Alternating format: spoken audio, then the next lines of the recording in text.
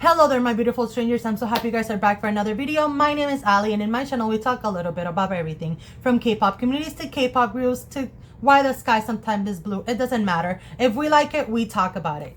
And as you guys know, it is Tuesday, and in my channel I have a segment called K-pop Makeup Time Tuesdays. But today we're doing things a little bit different. I myself will not be getting, my makeup ready because today's topic is on the serious side. And I just want to talk to you guys and not lose any concentration because I thought I was a queen of multitasking. Turns out I was not. I'm really bad. So I just want to sit down, talk to you guys about the information that I got, tell it with all the facts, and not get distracted because today's topic, it is a very serious one. It's a very concerning one too as well. And it is still happening nowadays. Today's topic is about Sasaeng fans and the length that these people go to get close to an idol, the things that they do to hurt the people that they love, and the fact that they haven't stopped. This action, this system, this industry has gone bigger now that social media has expanded. So just to let you guys know, bunch of trigger warnings will be said throughout this video. I have content that is graphic. I have pictures of the incidents that have happened and things that are just utterly disturbing because these people went and are still going through great lengths just to get noticed by these idols. Some of them going to self-harm, leaving school, and engaging in, I don't know if I can say this on YouTube, but engaging in selling their bodies to get financial gain in order for them to keep following these idols. So if this is not the content for you, please click away. There are going to be a bunch of videos in the future for you to watch. I might even have to split this video in two parts because as I kept researching, more things kept popping up. And I myself experienced and I saw this, probably half of the research that I searched. I saw it myself as a K-pop stan since 2008. I just didn't know that there were a bunch of other things that weren't even mentioned and that are coming to light because of social media. So the content will be graphic. The content will be very much, if somebody feels triggered in any way, please, it's not worth disturbing your mental health. So if you guys just want to listen or you guys want to get ready as I talk to you guys about the Sasaeng fans, go ahead and do it. I will just sit down here and tell you everything that I found, everything that I know about Sasaeng activities and what they have done to this day. So if you guys are ready, without further ado, let's start the video. I want you guys to sit down for a minute, close your eyes, and think of this scenario with me. Let's say you just got home from work. You're exhausted. You're like exhausted. All you want to do is take a shower and go to sleep. And out of nowhere, you hear a knock on the door. And you're thinking, it's 12 o'clock at night. Who's at my house? I don't have any visitors. And you get up from your bed and you go to the door and you look through the peephole and you see somebody holding a bag of food. As you ask who this person is, they say that they're a big fan. They have been following you for years and they admire you and your music. And they have brought food to share with you because they feel so grateful for you. You might be thinking, this is a very kind gesture. But is it? As you decline this person very nicely said, I'm sorry, I'm okay, thank you, it's really late, please get home safely. This person gets aggravated, starts knocking on the door, pounding the door down for you to open the door because they did a nice gesture. And they should be compensated for the nice gesture that they did. Telling this person that they have paid their way, that they have done everything for them to be successful, they deserve to come into their home and exchange some words and share dinner. At this point, you're scared and all you have to do is call the cops to get this person removed from your property. As they leave, they're telling you that this won't be the last time you'll see of them and they will keep their promise. This is, my friends, is an exact example of Sasaeng behavior. They feel entitled to you and they feel like you owe them because thanks to them, you are where you are. And let me explain something real quick. Idols, artists, celebrities don't owe us anything. It is true that we help them follow their dreams. We fund their dreams and everything that they're doing. It is true. But they don't owe us anything. We don't owe them anything. If we do things as a fan, it's because the things, the music, the actions that they're doing, not only do we relate to them, it makes us happy. So it should be a happy exchange of, thank you for your music, I'm happy, I'm going to move on with my life. But these Sasaeng fans don't see it this way.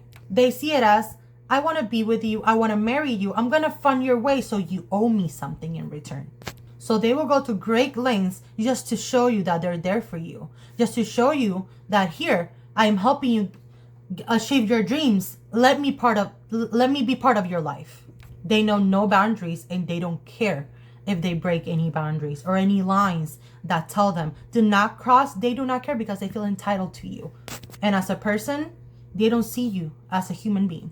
They see you as a property, as an object that they own.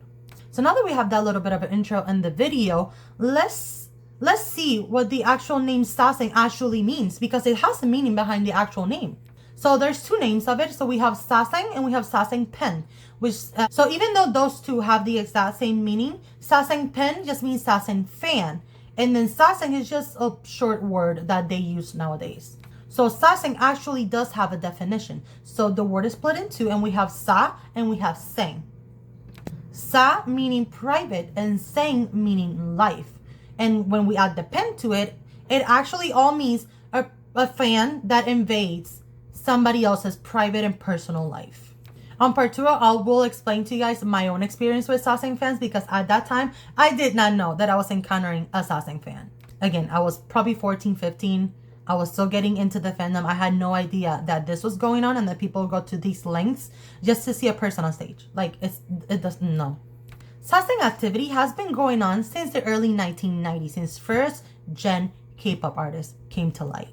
And the sad part is, it hasn't stopped. It started off with two main groups that we know of. It probably has happened before, but it has been reportedly active since the early 1990s with these two groups, HOT and GOD, which were first gen K-pop artists. It has been said by the Korean media that Korean celebrities have from 500 to 1,000 Sasaeng fans every year, and that they're followed daily by at least 100. Now, this is my opinion. Don't come for me, but I'm going to tell you my opinion on this. And as I grew older, I'm now 28 years old. And as I grow older, I see different things in life. And I will never, ever put myself at risk for somebody that doesn't know me. For somebody that doesn't call me and ask me how I am, what I need, and what can they do to like be my friend, be in my life.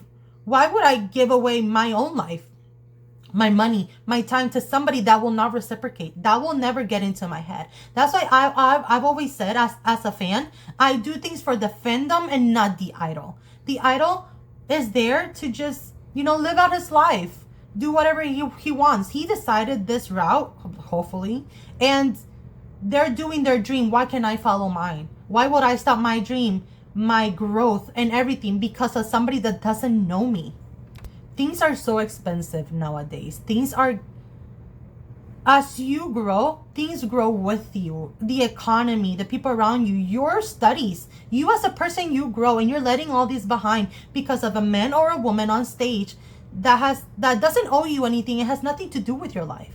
This person that you see on stage should be somebody that you'd be like, thank you so much for the things that you have brought to me. You brought me happiness, and people around me that actually care. But the idol themselves don't have any effect in your life. That's why you shouldn't bother with getting to know if they're dating, if they just bought a house. Like, it doesn't matter. It's not your life, and it will never be your life. The parasocial relationship that these artists have with these type of fans, they cross that line. That it's like idol and fan, they cross it. They do not care. And that's something that is very scary. Going into this industry, you have to understand that this is something that you can encounter, and that you, by higher chance, more that you are known, the more chances this is going to happen. It is not the idol's fault. I want to make that clear. These fans believe that the parasocial relationship that they have with these people is real. That these people actually are going to come to your door and be like, hey, you want pizza or you want to go out? This is not real. The idols have their life. You have your own. And I encourage you to follow your own life. You have your own experiences. You have a bunch of things that you have to do. Your life is full of opportunities and things that you don't see because you're following somebody else that is living their own life. These people are flying around the world. They're meeting other people, enjoying other cultures. And what are you doing? You're staying behind while somebody else is getting closer to that finish line. And while they succeed and they have their own life, you have accomplished nothing. And these people are like that. And we're going to see that as I speak more on this topic and the research that I found. While I'm telling you this, you're going to see that these fans have no life, have no money, have no future, because all their attention and they focus on is on these people that are living their lives, are living their lives as they want to. They're having fulfilled careers. They're moving on with their life, and these people stay behind in order to be close, in order thinking that they're gonna marry them, thinking that they're gonna date them, and all they're doing is not only scaring this idol, they're putting a target on themselves of being banned or being prohibited to coming to other places just for what, 5 seconds of attention. It makes no sense to me. It has been speculated that these Sasaeng fans range from 13 to 22 years old, and it's mainly women. That doesn't mean that it doesn't happen with men. And we're going to talk about one incident where a male Sasaeng fan got on stage and almost took one of the idols away with him. I think it is fair to say that these people have no respect for the other person, but they don't have respect for themselves. Because the length that these people go, it is insane. These, from following members to going and attacking other people mainly because of a rumor, to disguising themselves as the other gender to get close to these people, to leaving school and dropping out so they can work and pay their way to follow one specific person. It has gone way out of control. And with social media, I thought it was going to stop or at least lower down because we have more access. Back in the early 90s, even early 2000s, we didn't have the social media that we have now. Twitter wasn't a thing. TikTok wasn't a thing. They all had KakaoTalk, and they still use KakaoTalk nowadays. But back in the day, there was nothing. So they thought they needed to resource to these things in order to get close to them. And with social media, I just thought that since we have more access, the less attacks were gonna be happening. But I was so wrong. Let's talk about a couple of incidents that these Sasaengs have done. And we're going back to 1997. Yes, that far. Back in the early 1997, there was a group called Baby Vox, or Baby VOX. And it was rumored that one of these members was dating a member of HOT, which was a big group back in first gen. And just because of this rumor, Sasaeng fans went and attacked this person, receiving threats, receiving and seeing physical harm, like threats of physical harm, not only to her, but to her other bandmates, of just a rumor.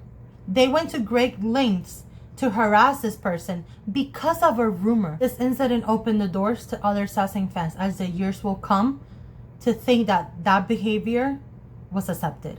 And let me tell you guys something. I talked about a couple days ago, I think almost a week ago, about how out of control the airport was of receiving these idols from their business trips or their concert trips, and how suffocating it was to some idols that fans just get up to here, start recording, and how some people thought that that was acceptable. These group of Sasaeng fans have those group of people where they do all of these bad behavior, invade other people's privacy. They go back to this group of people and they're accepted. They're praised for doing this kind of behavior. If you're my friend, and you do that kind of behavior, you will not get praised. Now we're entering the early 2000s, and now it is getting known abroad that the Sasaeng behavior is happening. And it was known in American media in 2001 that the Sasaeng behavior was happening. And it was also informed that there were also Sasaengs in the United States. And we're going to get to that a little bit later. As K-pop started growing, so did the Sasaeng fans. And as the year went by, the Sasaeng behavior started getting more and more notorious, and they started doing it more publicly and shamelessly.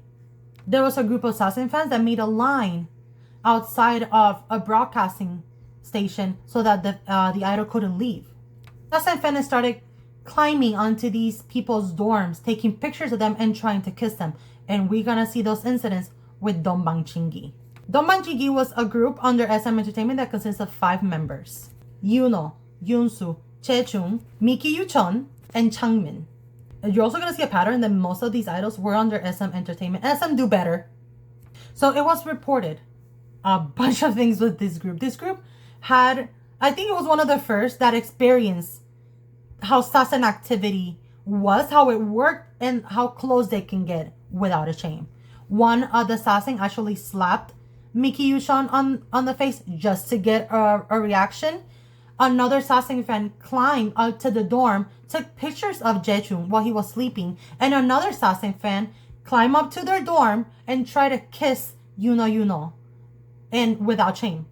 I want you guys to understand that these Sasaeng fans do this not only to get notoriety from their idol, but to get remembered.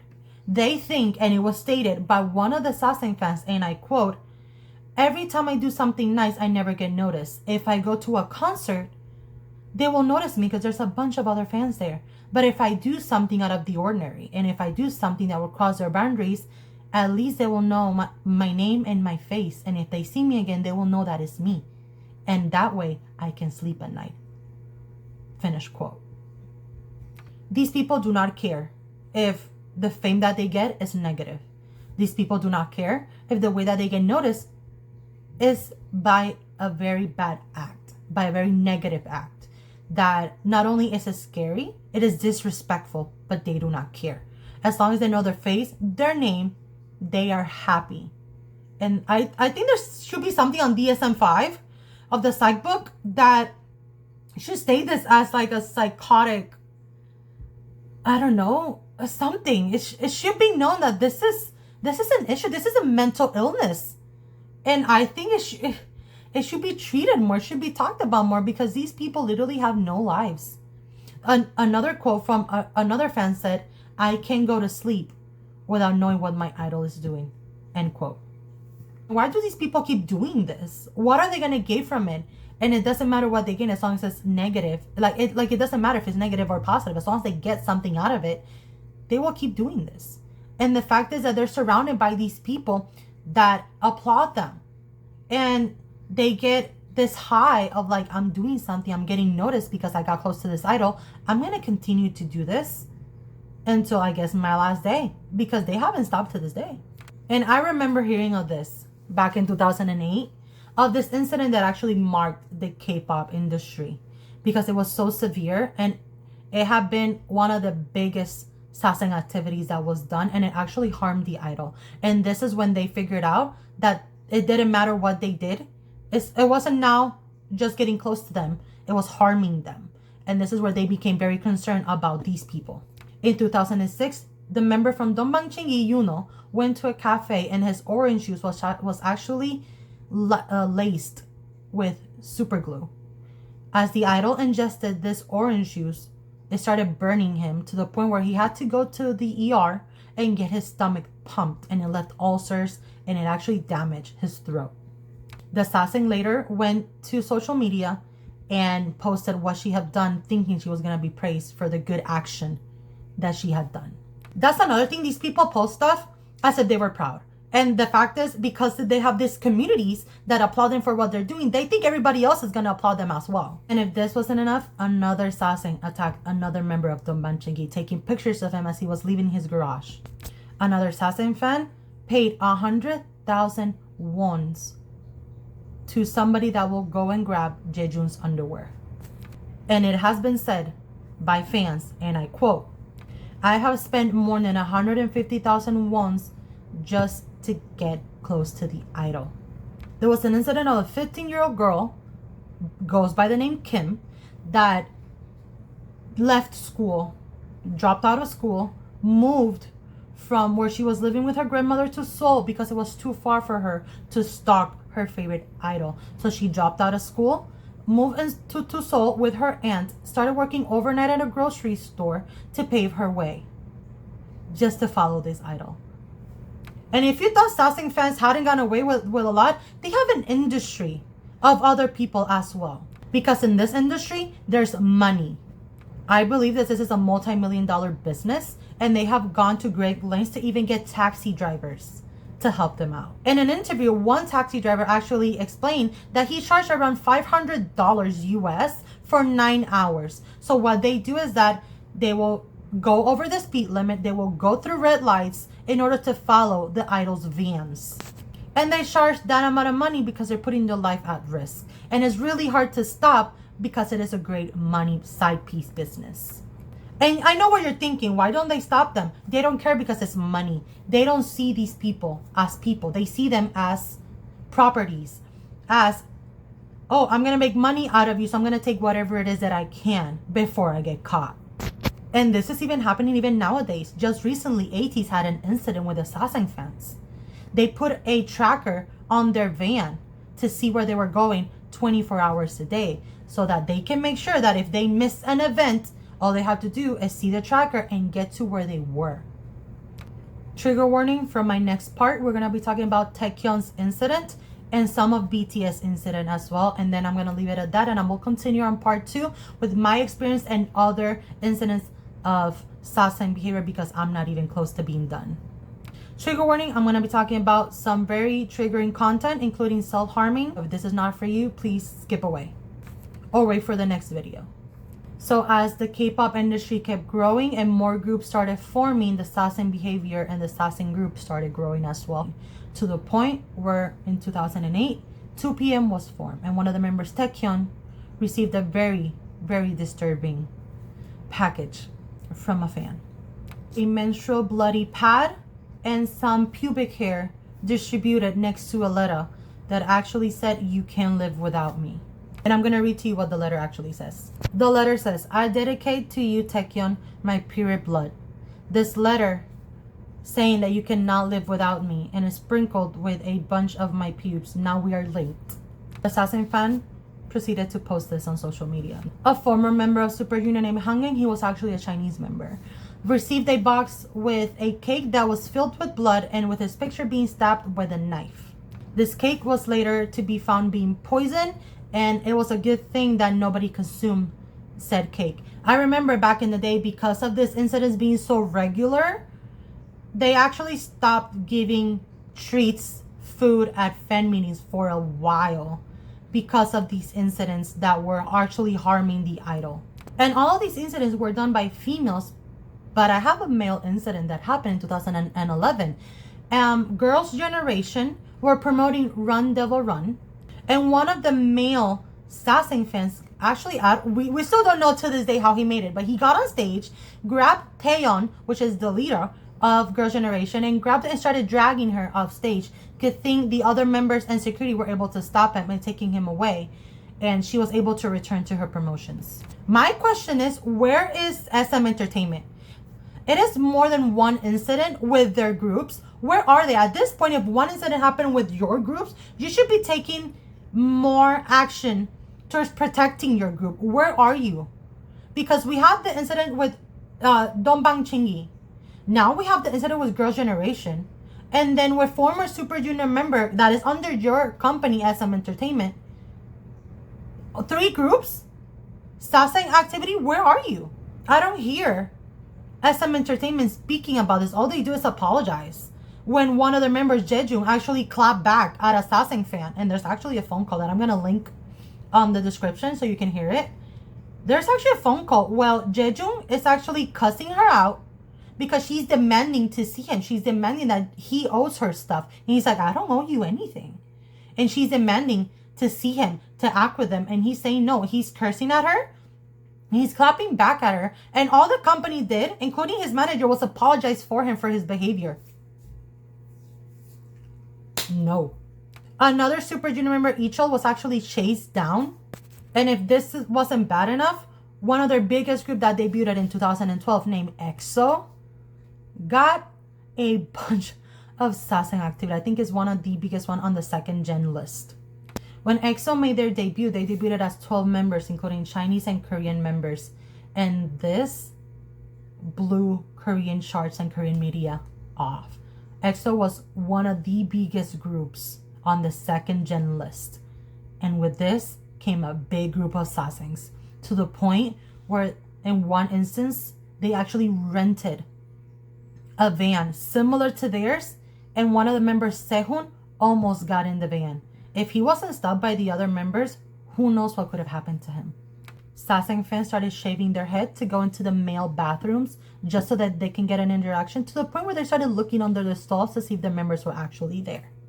Another Sasaeng fan climbed up to the dorms and got close to Luhan, one of the members of EXO-M Mandarin, and demanded to be close to him, kiss him, and just talk to him. And he was like, "No, who are you?"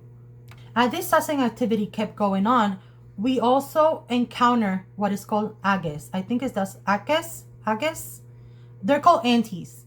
And these are also people who want to just exclusively harm these idols and will go to the same length, assassin or even more, to just hurt these people. And let me tell you, for no good reason, because these idols, again, have nothing to do with you. These people have no interaction. They have no business in your life. These people are just extremely hateful. And we see it nowadays to social media, from VLive to just lives to just even concert and like interaction. These aunties will go to these concerts, pay money just to curse, harm, or just be outright disrespectful to these artists that have no business with them.